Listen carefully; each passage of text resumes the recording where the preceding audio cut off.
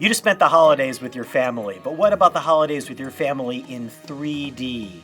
Yeah, Apple's doing spatial videos in 3D, and the future of their memories is that these are going to be replayed in 3D for you to watch all the time in a VR headset or a spatial computer, as you will.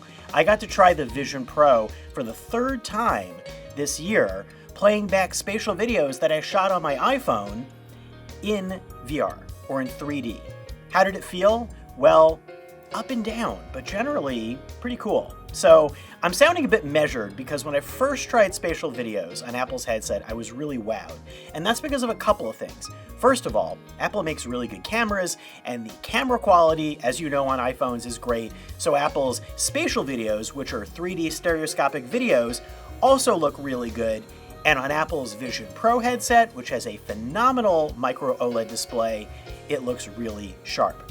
Now, I got to watch my own videos. My expectations were high because I recorded a whole bunch of spatial videos. Things from Thanksgiving, things at the Museum of Natural History, everything ranging from looking at ammonites in a display case to talking with my mom about how her life is going. All the stuff you normally randomly shoot on a phone.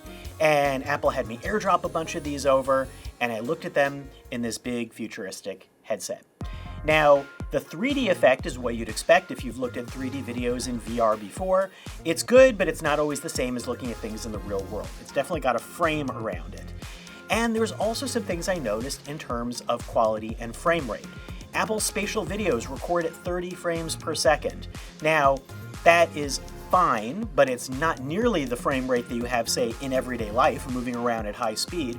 And on a VR headset, or Apple's Vision Pro headset that runs at a high frame rate, you're going to notice that 30 frames is seeming a little more choppy. I also found that big panoramic vistas, while they look nice, don't necessarily have the level of depth that I would expect. But intimate moments really shine. Talking to my mom and looking across from her at about eye level really kind of felt like I was looking across at her, and it felt really nice to have that memory.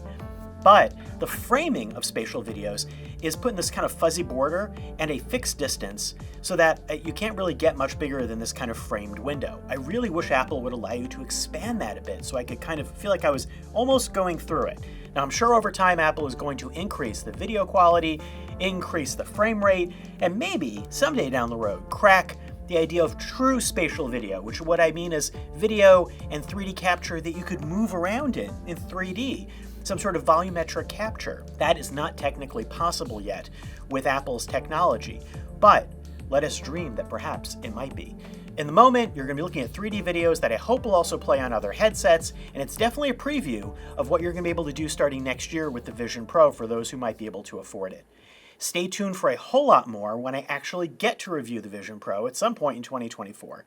But for now, that's what spatial videos are all about, and my second visit with them and reviewing my life was cool, but I want even more. Anyway, if you have questions or comments, please leave them below. Thanks a lot for watching.